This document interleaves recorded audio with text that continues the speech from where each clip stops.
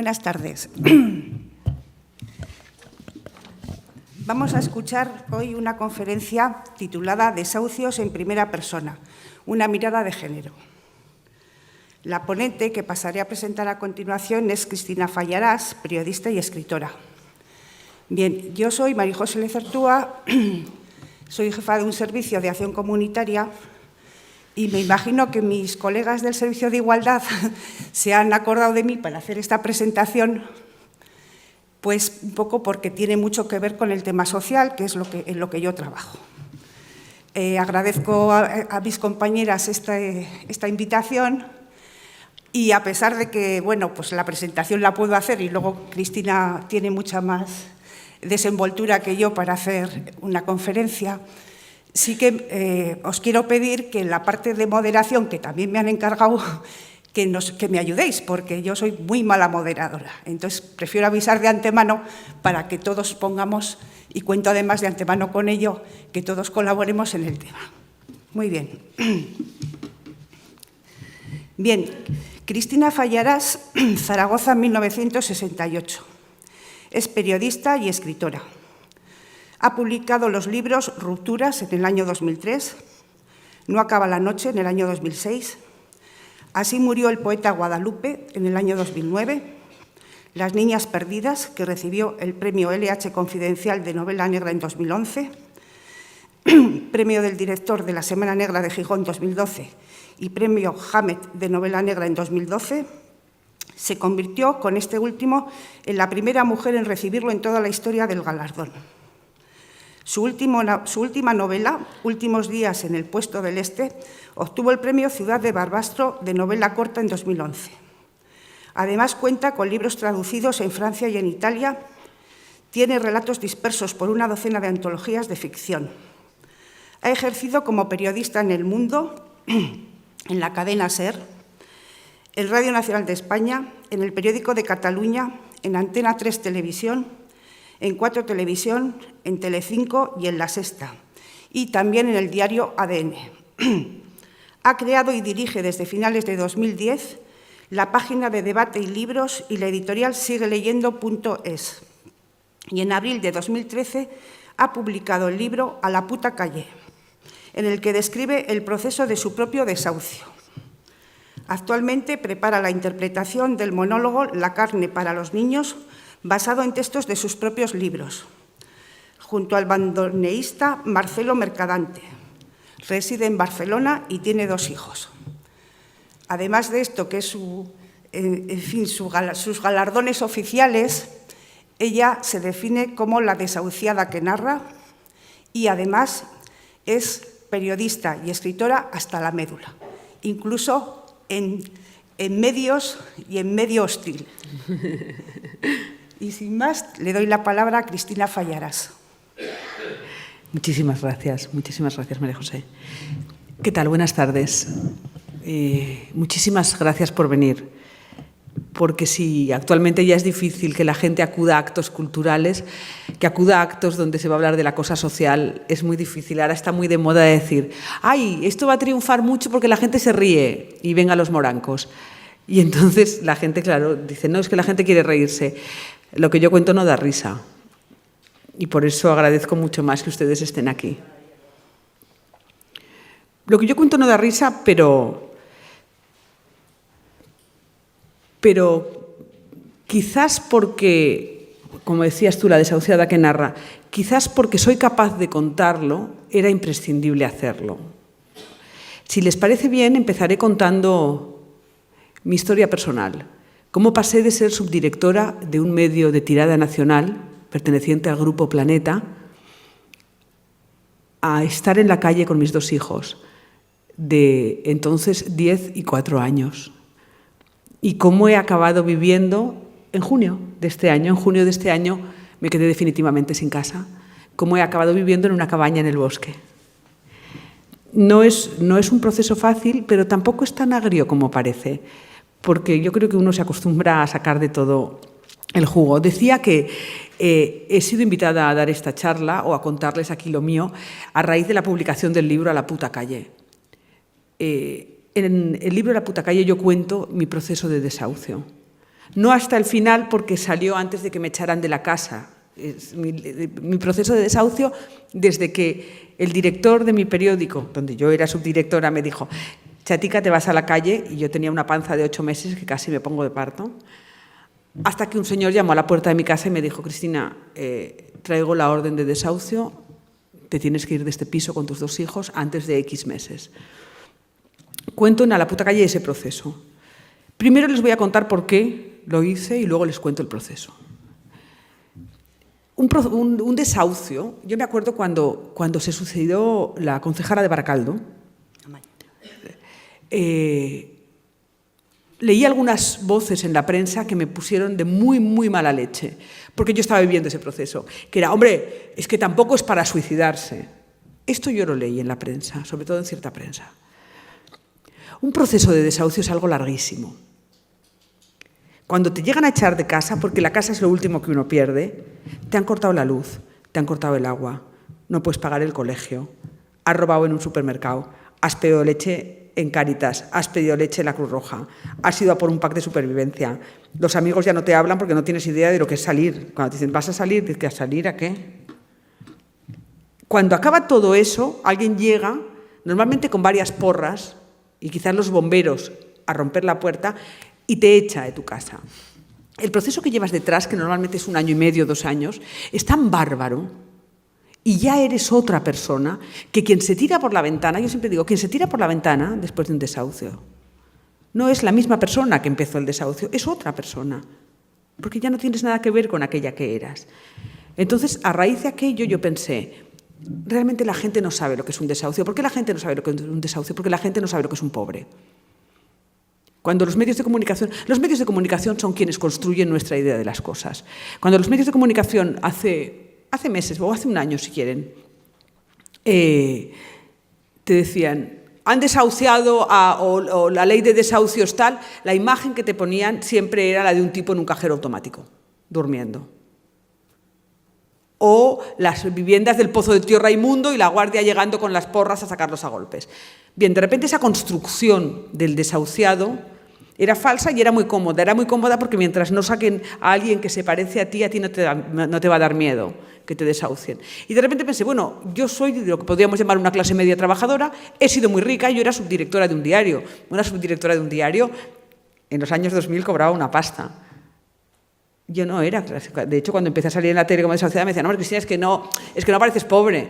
Yo, ¿qué me hace falta? ¿Que me falte un diente? No sé qué hace falta para parecer pobre. ¿Qué es un pobre? Y entonces decidí, bueno, voy a narrar lo que a mí me ha pasado por si sirve para dibujar otra idea de lo que es un pobre. Yo soy pobre, soy puñeteramente pobre. Ahora, que algunas veces salgo en la radio y en la tele, y he publicado otros 3 libros, porque en mi proceso de desahucio he escrito otros 3 libros, sigo siendo puñeteramente pobre y vivo en una casa prestada, donde los jabalíes van a ozar por las noches. Bien, todo esto empezó en noviembre, dentro de una semana hará 5 años, en noviembre de 2008. En noviembre de 2008 yo era subdirectora del diario ADN. No sé si recuerdan el diario ADN, era un diario gratuito. Perdonen que interrumpa. A partir de ahora, como yo voy a contar cosas que a veces son poco creíbles y que a veces son muy poco acostumbradas, ustedes levanten la mano y pregúntenme lo que quieran, porque además así voy llenando los huecos, porque como estoy acostumbrada a contarlo, igual algunas cosas se me quedan por el camino.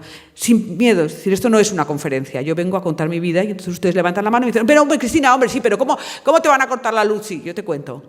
¿Y cómo robaste? Yo te cuento. Sí, levantad la mano y me preguntáis, por favor. En noviembre de 2008, yo recuerdo, acababa de suceder, creo que el primer despido de La Vanguardia, la sede central del diario ADN, que era un gratuito. Planeta había querido sacar un gratuito culto, por así decirlo. Y eso hicimos. Yo estuve en el grupo fundador. Primero me quedé de redactora jefe y luego de subdirectora. Y en octubre de 2008, noviembre de 2008, empezaban los primeros despidos en prensa y ya se empezaba a hablar de una crisis. Los más agoreros decían: durará hasta 2011. Y decíamos: no puede ser, no puede ser. Y vimos que iban a empezar a despedir trabajadores del diario ADN. Teníamos 13 redacciones en toda España, una de ellas en Bilbao. 13 redacciones en toda España, la central en Barcelona, y yo era la subdirectora de todas ellas. Y recuerdo que entré al despacho del director una mañana y le dije exactamente el día 18 de noviembre. Y le dije al director, a ver, Albert, ¿me puedes decir cómo vamos a organizar lo de los despidos? ¿A quién se va a echar y en qué condiciones? Yo era la subdirectora, yo me hacía cargo del personal también. Y me miró muy serio, estaba nervioso, estaba pálido, lo recuerdo, y me dice, a ti, Cristina, a la primera que vamos a echar es a ti. Yo en ese momento estaba embarazada de 8 meses. Faltaban 13 días para dar a luz a mi hija Pepa, que ahora tiene 5 años. Bueno, que cumplirá 5 años dentro de unos días. Y dije, ¿cómo? Sí, la primera que vamos a echar es a ti. Y me pasó una cosa terrible. Porque cuando te despiden, lo primero que piensas es ¿por qué? Que es una pregunta idiota. Pero lo segundo que piensas, y es una pregunta fea, que luego te pesa, es ¿por qué a mí? Lo que quiere decir, ¿por qué a mí no a otro? Y ahí empieza una construcción de culpa que vas a arrastrar hasta hoy que vengo aquí y pienso, ¿y con quién dejo a mis hijos? ¿Y cómo los dejo? Y la construcción de la culpa, que empieza con el despido y con el desahucio, se convierte en una montaña, es una barbaridad. Y es una barbaridad que te acompaña en todo este camino. En fin, la primera a ti no me puse de parto, lamentablemente, porque me habría encantado romper aguas en ese momento y decir, mira, hijo puta, lo que me está pasando. No me puse de parto y me despidieron. La siguiente pregunta es, pero si en España está prohibido el despido a embarazadas, es mentira. En España hay un porcentaje gigante de embarazadas que se despide. El problema es que las embarazadas no denuncian a aquel que las despide. Y hasta que no creemos la conciencia de hacerlo, no pasará nada. Pero, en fin, me despidieron. Entonces la cosa es, bueno, tú no me puedes despedir porque eso es ilegal. Sí te puedo despedir porque eres un cargo directivo. ¿Y por qué me puedes despedir porque soy un cargo directivo? Porque hay una cláusula en tu contrato que dice que a cualquier cargo directivo le puedes despedir por falta de confianza en el trabajador. ¿Y por qué tienes falta de confianza en mí? Porque lo digo yo. Vale, pues no me voy. Ah, bueno, puedes quedarte. Puedes quedarte y hacer lo siguiente. Si tú te vas ahora, te damos un pequeño finiquito que te corresponde. Pequeño finiquito, no te da para nada. Que te corresponde, o te puedes quedar y cumples esas vacaciones que tenéis las embarazadas. La baja por maternidad. Y cuando vuelvas, alegaremos pérdida de confianza en el trabajador y entonces no tendrás ni el finiquito. Y con la tripa y las contracciones que empezaban ya pum, pum, pum. Entonces, dame el finiquito que me voy. Bien, me fui. Cuando empiezas un proceso de desahucio, cuando yo me fui a la calle, en 2008, noviembre de 2008, España tenía 1.800.000 parados. 4 años después, cuando me echaron a la calle, tenía 6 millones de parados. Se había destruido una media de 1 millón de puestos de empleo y no se había creado, como sigue sucediendo, no se había creado ni un solo puesto de empleo. En una sociedad donde no se crea ni un solo puesto de empleo y en una profesión donde además funciona a base de ERES, expedientes de regulación, donde si tú echas a un trabajador no puedes contratar a otro, es decir, en caso de volver a contratar a alguien tienes que contratar a uno de los expulsados. A mí ya no me iba a dar trabajo nadie. Pero había un mecanismo que sucede, que se llama tercerización y que conocen muy bien en el tercer mundo, en Argentina y en Chile sobre todo, que consiste en precarizar el trabajo. Te dicen, te echamos a la calle, pero no te preocupes, tú hazte autónoma y te contratamos desde fuera. Eso todos los que hacen televisión en este país lo saben, porque ya nadie hace televisión contratado por una cadena, o casi nadie. Y todos los que hacen radio también. Te tienes que salir, montar una productora, pagar tú la seguridad social, pagar los IVAs, pagarlo todo y te contratan. Bien, eso hice yo, porque es que además en 2008 no sabíamos nada de todo esto, es que no iba a pasar nada. Es que nadie podía imaginar que en 2011 la crisis seguiría subiendo, porque 2011 era como una fecha tope. Bien, yo me hice autónoma, nadie, por supuesto nadie, me contrató una pieza de ningún lado, ni a mí ni a nadie de los que habían echado durante aquella época. Y sucedió que pensé, bueno, pues no pasa nada, pues me apunto al paro. Y cuando me fui a apuntar al paro, me dijeron los del paro, no, usted ha perdido el derecho a cobrar el paro. ¿Cómo he perdido el derecho a cobrar el paro? Claro, es que si usted ha sido autónoma durante X meses, ya no tiene derecho a paro. Esto le pasó lo mismo a casi todo el grupo de los despedidos cuando cerraron público, a quienes les dijeron haceros autónomos, y a una parte de los despedidos del país. Porque esto era muy común, hazte autónomo. El problema es que cuando te haces autónomo luego no puedes volver al paro y pierdes el derecho de paro. Y ahí se queda. Bien, y ahí empezó un proceso de empobrecimiento brutal. Un proceso de empobrecimiento brutal que consiste, primero, pierdes los suministros. Te cortan la luz y el agua. Recuerdo la primera vez que me cortaron la luz, que no te lo esperas. La luz uno la tiene domiciliada y va pasando y no piensas que la luz la pagas. Nadie va con dinero a pagar la luz, o casi nadie. Ahora ya sí. Primero pierdes la luz, después pierdes el agua. Cuando pierdes la luz dices, ostras, mamá, colega, mamá, déjame 150 euros que voy a pagar la luz, que he perdido la luz. Pero tú sabes que esos 150 euros ya no llegarán. Pasé todo 2009 con el finiquito, intentando montar una empresa, montando una pequeña editorial, escribí una novela. Pasé 2010, en 2010 empecé a dejar de cobrar. En 2010 ya no cobraba nada, no me quedaba nada del finiquito y no conseguía tener trabajo. Había publicado en mi editorial unos 40 títulos. Era una editorial digital, es una editorial digital, con lo cual los ingresos eran prácticamente cero. Y durante todo 2010 y 2011 viví sin ningún tipo de ingreso.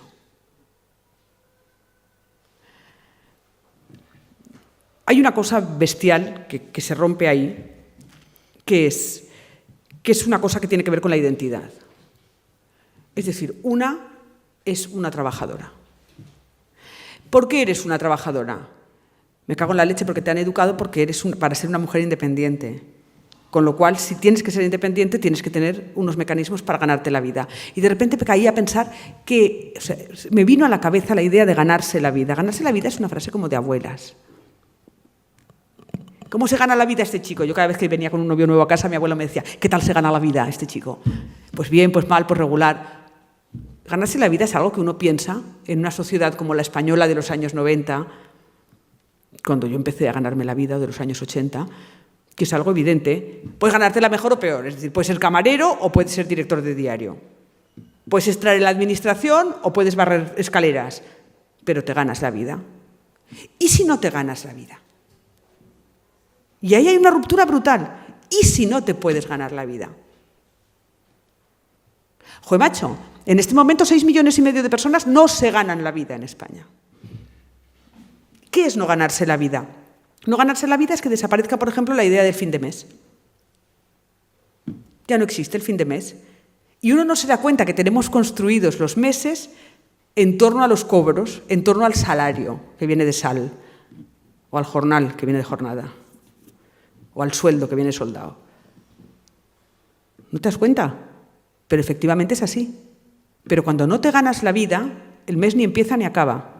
Y todo se convierte en un continuo precario de a ver a quién le pides lo siguiente para poder sobrevivir. Ahí se producen dos rupturas brutales. Una es la ruptura con lo que consideras legal y con la ley, y otra es la ruptura con lo social y con los amigos. La ruptura con la ley, y esto es teorizado después, es básica. Es decir, de repente cuando tú no puedes... Yo soy madre, y una madre es como una tigresa, es como una leona. Es decir, te pueden tocar el culo, pero no te pueden tocar a los niños, porque como te toquen a los niños pasa algo gordo. En el momento en que una madre no puede alimentar a sus hijos, ya te pueden hablar de robar, ya te pueden hablar de legalidad, ya te pueden hablar de lo que quieras. Lo primero es que tus hijos tengan leche. Lo primero. La primera vez que yo fui a la Cruz Roja a pedir una leche, yo me acuerdo, me levanté por la mañana y no había leche. No hay leche, no hay leche, no hay leche. Tú dices, ¿y por qué no lo habías previsto? Porque el mes anterior lo había previsto, la semana anterior lo había previsto, 3 días antes lo había previsto, y de repente hay un momento que la miseria ya no la puedes prever más, porque si prevés la miseria te hundes. Y te pilla el toro y no hay leche por la mañana. Y entonces te vas a la Cruz Roja y le dices que vengo a por leche. Y la señora Cruz Roja, con todo su derecho, te mira y te dice, demuéstreme usted que es pobre.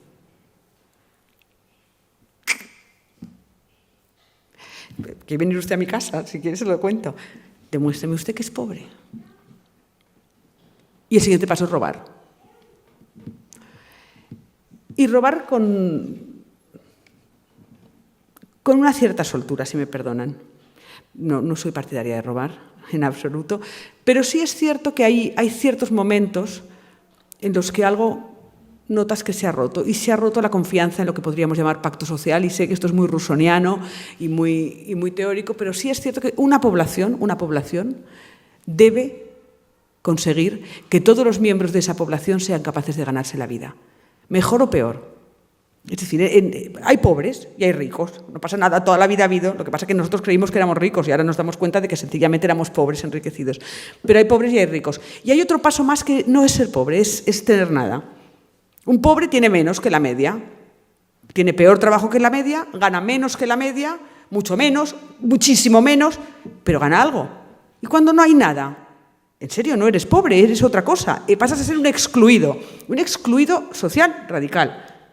Porque no participas en tener ni más ni menos, no tienes nada, ni tienes posibilidad de tener nada en los siguientes semanas, meses, años. ¿Quién te va a decir sí? ¿Años o no años? Bien, y entonces se rompe tu confianza en lo que era un grupo social y le pierdes el respeto. Así que yo, muy mona, me fui por la mañana a Capravo.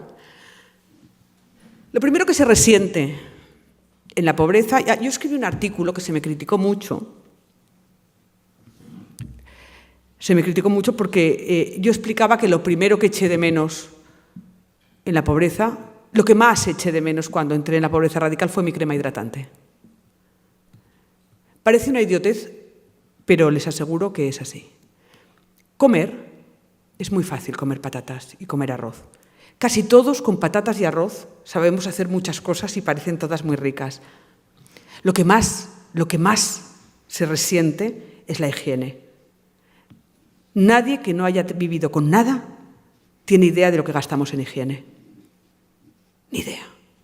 De cómo nuestra belleza, pero no exterior, nuestro ser, lo que somos, lo que mostramos al otro, nuestra construcción de la dignidad doméstica pasa por la higiene.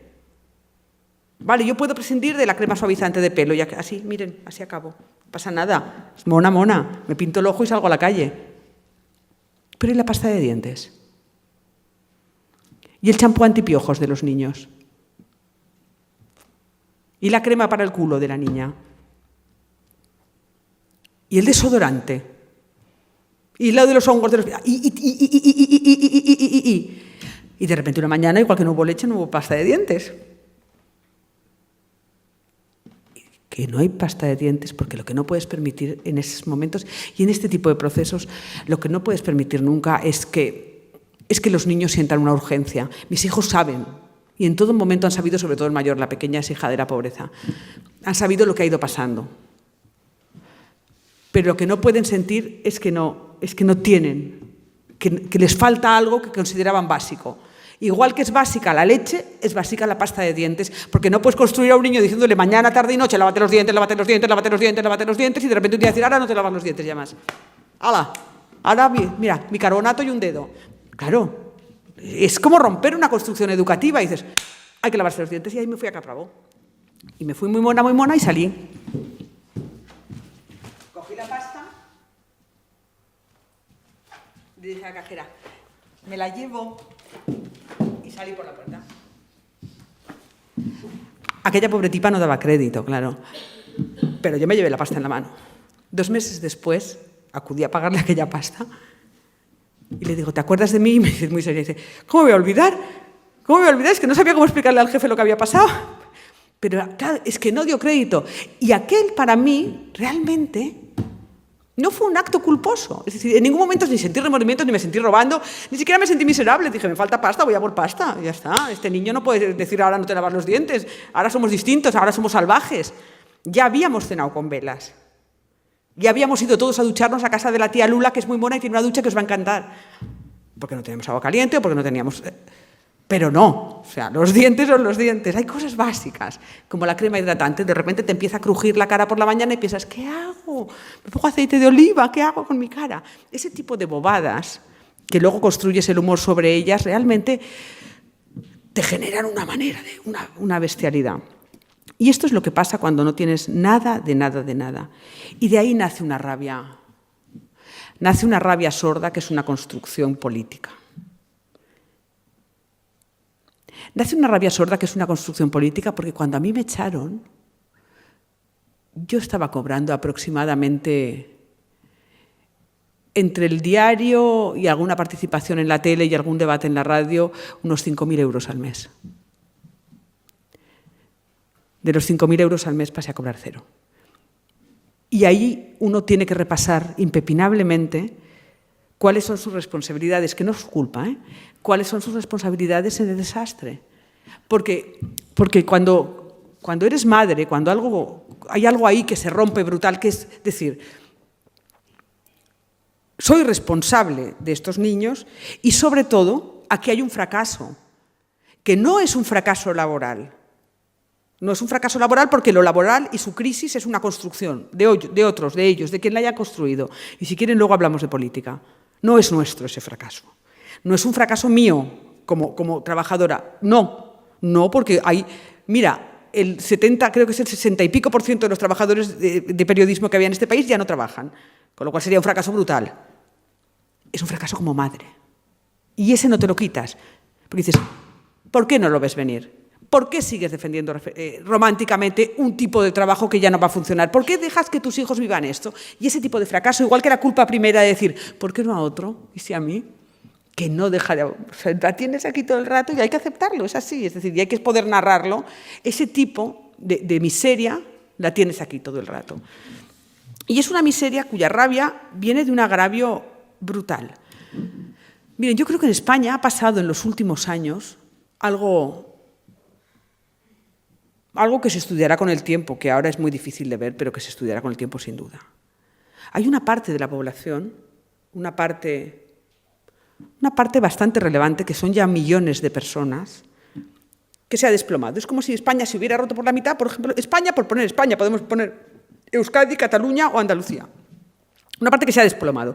Esta gente que se ha caído no es más pobre, no es que tenga menos, es que no tiene nada. Es que hay 3 millones de familias, 3 millones de familias, no de personas, en cuya casa no entra un sueldo. Nada de dinero. ¿Cómo viven sin nada? Les aseguro que se vive. Yo viví 2 años con mi marido y mis 2 hijos. 2 años. Y se vive. Mira, tiquerrí. Pero son 3 millones, ya bien. La parte que vive arriba vive con un poco menos de salario, vive con bastante más miedo, pero es imposible que se haga cargo de lo que es vivir sin nada, porque nuestra sociedad no estaba preparada, porque no había nada que nos hiciera pensar que unos profesionales con una carrera, yo cuando me echaron a la calle tenía una carrera de 25 años de periodista, 25 años de periodista y una carrera y media universitaria. Nada me hacía suponer que podía pasar algo así y que, sobre todo si pasaba, decías, pues nada, pues yo trabajo de camarera. A una mala limpio, no sé, ese tipo de cosas que una decía así con frivolidad. Yo me fui a buscar trabajo de camarera, todavía me acuerdo, en la calle Santaló, que es del barrio alto, me había dicho un colega, oh, Cristina, es que estás fatal, tía, hay una coctelería de un amigo, tú dile, te llama Eduardo, ponte tú, dile a Eduardo que vas de mi parte, dile a Eduardo. Hola Eduardo, que vengo de parte de Manolo, que me han dicho que necesitáis una camarera para las noches. Y el tipo me miraba, pero me miraba como quien mira... O sea, yo estaba aquí y él miraba al desierto del Gobi, allá. Hola, Eduardo, hola, mírame. Que es que yo vengo a por el puesto de camarera, tal cual. Y después de oírme recitar mi currículum, mi vida, mi obra, tal, me mira el tipo y me dice, ¿y por qué te tengo que contratar a ti de camarera, pudiendo contratar a otra más joven y que además sepa servir copas? Y ahí, por primera vez en todo el proceso de empobrecimiento y desahucio, lloré como una perra. Lloré con hipo por la calle, lloré que me moría. Más que cuando me echaron, más que cuando no me dieron el paro, más que... De repente era la humillación radical. Efectivamente. ¿Qué me hace creer a mí que puedo tener trabajo por encima de una camarera? Idiota. Si no sé servir copas. ¿Qué me hace creer a mí que por tener una carrera de 25 años de una profesión podría ocupar otra profesión? ¿Qué engaño? ¿Qué construcción cultural? ¿En qué construcción cultural se basa este engaño? Y realmente me rompí. Me rompí porque me di cuenta de algo que yo tengo ahora digerido, vamos, no tenéis idea, que todo esto es una construcción y que se puede destruir así, de la noche a la mañana, y ya no existe, como no existe el periodismo y como no existirán ciertos medios de comunicación. Lo sé porque después de 20 y tantos años estas cosas se ven y se ven claras. Bien, no iba a encontrar trabajo y ahí empezó ya el horror radical. Pero yo era escritora y hacia 2010, y esto es un proceso que creo que es de las cosas positivas que he sacado de todo este desastre. Hacia 2010 tenía acabada una novela que se llamaba Las niñas perdidas y que pensé que presentaría, yo era escritora de novela negra, ahora soy escritora en general, y que presentaría al premio LH Confidencial porque ya no estaban dando adelantos. Antes por una novela te daban un adelanto, no sé, 8 o 10.000 euros, si eras muy gordo mucho más, pero un novelista medio eso. Cuando yo acabé Las niñas perdidas te estaban dando unos adelantos de 1.000 euros y yo pensé, joder, por 1 año y medio de trabajo no puedo cobrar 1.000 euros porque es que me muero. Y entonces le presenté a un premio LH Confidencial, que acabé ganando. Pero una vez entregada esa novela al premio, y esa novela respondía a una manera de escribir que ahora les cuento, me di cuenta de que si me daban el premio, que eran 12.000 euros, que sin impuestos se quedaban en 9.000, si me daban ese premio, vamos, no me servía, lo iba a cobrar el banco así, ¡shup! Como lo daba un ayuntamiento, iba al banco y el banco se lo iba a tragar a un pozo, vamos, a un pozo negro, yo no iba a ver ni los restos. Y pensé, joder, Fallarás, siéntate y escribe otra novela. Y me senté y escribí otra novela, que fue Últimos días en el puesto del Este. Son mis 2 últimas novelas. Últimos días en el puesto del Este lo escribí así. No sé si tardé 12, 15, 20 días para mandarlo a otro concurso, que también ganó. Pero era perentorio. Es decir, yo me di cuenta que ganando un solo premio no podía y escribí la siguiente. Y la siguiente, en teoría, no podía haberla escrito. Era muy difícil escribir una novela en tan corto tiempo, pero hubo un cambio en mí, un cambio profesional, un cambio narrativo, un cambio como novelista que me fascinó y del cual no he salido y del cual me cuesta mucho porque querría salir y no puedo. A Las niñas perdidas las escribí como todas las novelas. Uno cuando aprende a escribir novelas se da cuenta de que en realidad tienes que resolver solo 2 cosas antes de ponerte a escribir. Una es qué quieres contar hondamente. La mía era una historia de una detective embarazada que busca a 2 niñas que han desaparecido y que las han violado. Bien. Pero ¿qué quieres contar? Yo quería contar el fracaso de la maternidad en mi generación. La maternidad como ruptura, como fracaso en una generación educada para ser hombres. Y pensé, ¿qué es lo que quiero contar? Quiero contar eso. Y lo segundo es encontrar la voz. ¿Qué voz quiero usar? Quiero usar esta voz. Bien, con eso está hecho. Así construí la novela y así funcionó y ha funcionado bien y está publicada en Francia, en Italia.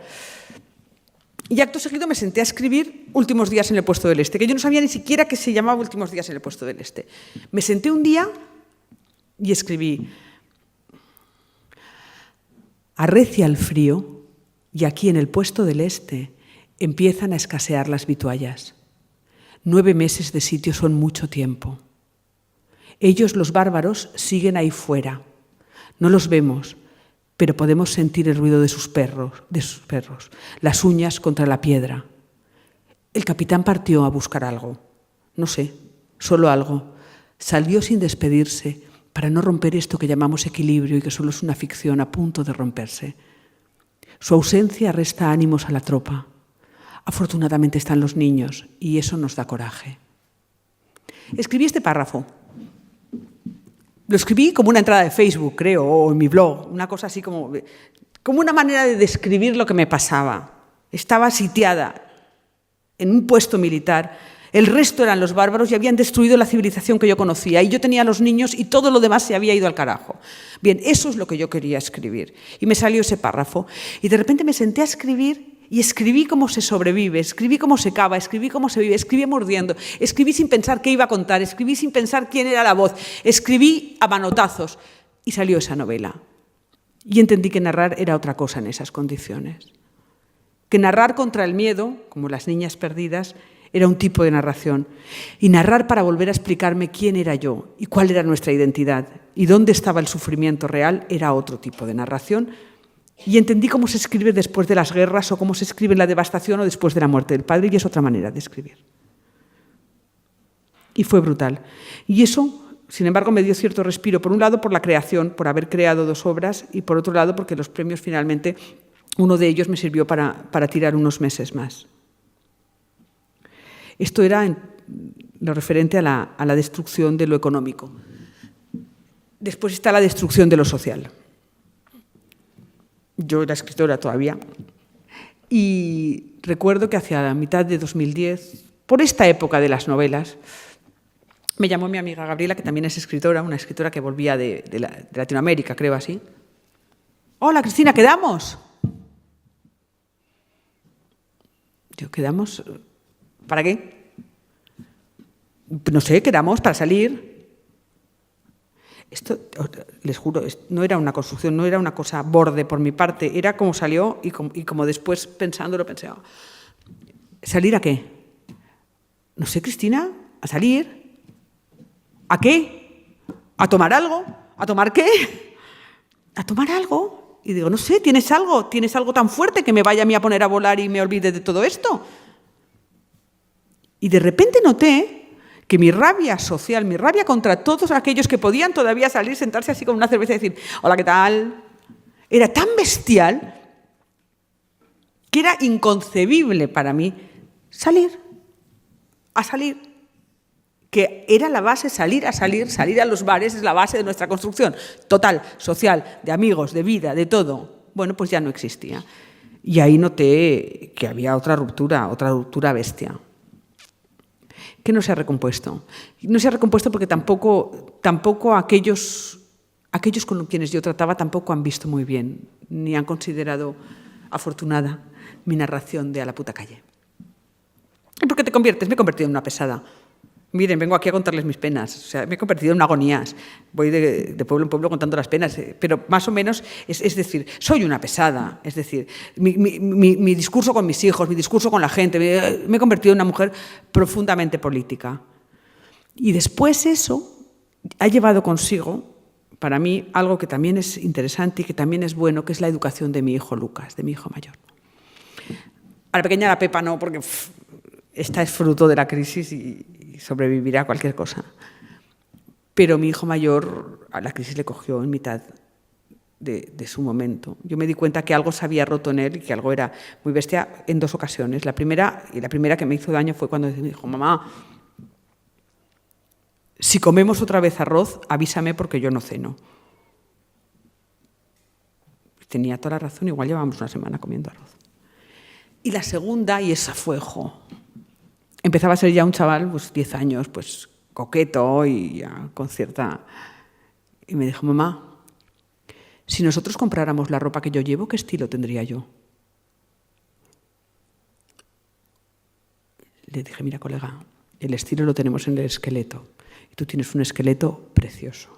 Y el tipo se tocaba los húmeros, los fémures, el esqueleto... Pero me di cuenta que ahí había algo bestial, es decir, él ya no contemplaba la posibilidad de crear su propio estilo o de crear un desarrollo estético de lo suyo. Pero por otra parte, me empeñé en darle una explicación política a su manera de ser. Y le expliqué la diferencia entre lo público y lo privado. Y basándome en la explicación de la diferencia entre lo público y lo privado, me he dado cuenta de que mi dejación, mi responsabilidad, mi irresponsabilidad y mi frivolidad, como la de muchos de nosotros, ha sido eliminar esa parte de reflexión desde la transición hasta 2007, que han sido épocas estupendas. Y quizá que la construcción de lo que somos y de lo que hemos usado no ha sido lo suficientemente consciente. Bueno, y por aquí ya voy llegando al final. Si ustedes quisieran saber algo más, pueden levantar la mano con tranquilidad.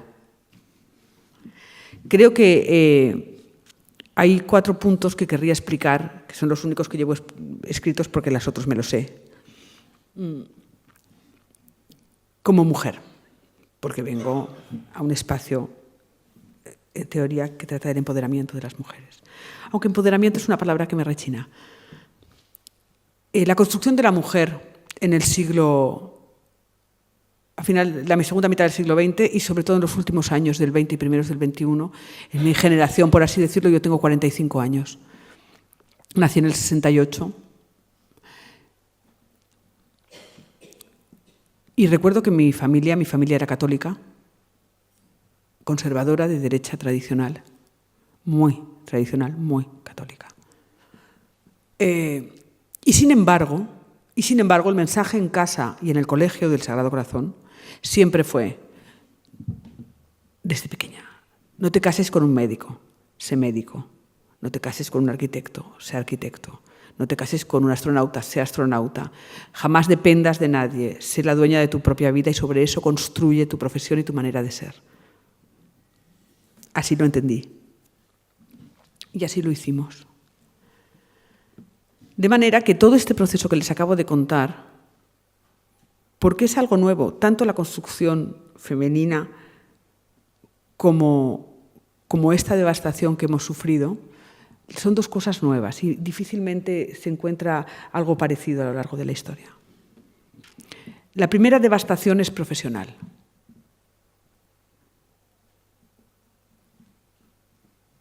No, cuando tú confías en una profesión, da igual en qué escalafón.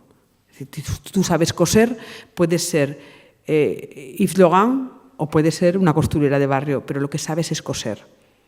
Si tú sabes arar la tierra, si tú sabes escribir, si tú sabes limpiar, si tú sabes filmar.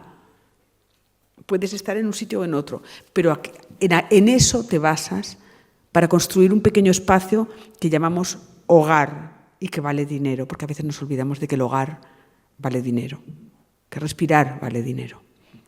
La devastación profesional es bestial, porque yo ya sé que mi ser periodista, pero no el mío, porque yo importo poco en este momento, en este punto, porque los profesionales del periodismo que se han quedado en la calle son casi todos, y a lo bestia. Y los pocos que quedan cobran 4 perras. Y lo peor no es no tener trabajo, lo peor es aquellos que vuelven al trabajo, lo que se encuentran después de la crisis, que es trabajar el doble por la mitad de salario y que por ese medio salario que te pagan, que yo ahora cobro. No puedes con ese salario pagar un alquiler, más la luz, más el teléfono, más el gas, más el colegio de los niños, más el comedor del colegio de los niños. No da.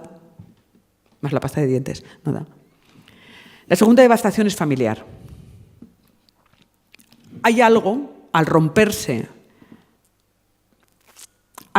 aquello que tú considerabas que iba a permanecer, que era el hogar, se rompe lo que va ligado al hogar, que es la familia. Es decir, y esto es automático y para mí es muy complicado y doloroso de explicar porque no sé cómo funciona, pero sí sé, y porque no solo lo he vivido en mí, lo he vivido en otras muchísimas mujeres cuyos desahucios he vivido.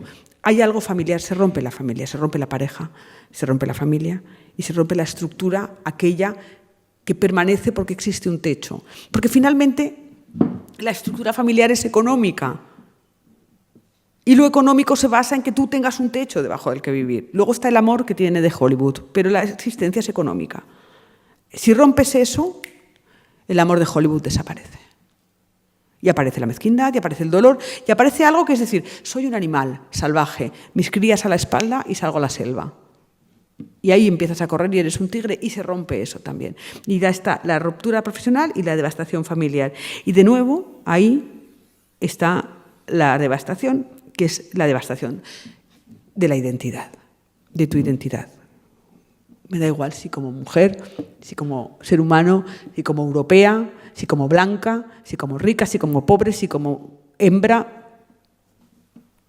Tu identidad, sea cual sea, si te quitan la manera de ganarte la vida y te quitan el techo, que son 2 derechos que son de lo básico, de lo básico, de lo básico. Derecho 1, a ganarte la vida. Derecho 2, a vivir bajo techo. Da igual, el dignamente que llevan los dos nos da igual ya a estas alturas, aunque sea indignamente. Si pierdes esas 2 cosas, se te rompe la identidad. ¿Qué eres y en qué mundo eres? ¿Qué eres? Trabajo, profesión, familia e independencia. Ninguna de las 4 pilares sobre los que se está construido mi templo funcionan. ¿Dónde está el templo? ¿Dónde está Dios? Es decir, ¿dónde está este sistema bajo el cual vivimos? Y ahí la construcción es brutal. Y ahí lo que hay es la certeza de la violencia. Es decir, de repente dices, contra mí se ha ejercido una violencia. Y la pregunta que aquí les dejo a ustedes, ya para acabar esta charla tan amena, es, bien, todo esto me lleva a decir, contra mí se ha ejercido una violencia. ¿Por qué no ejerzo yo una violencia a cambio? Muchas gracias.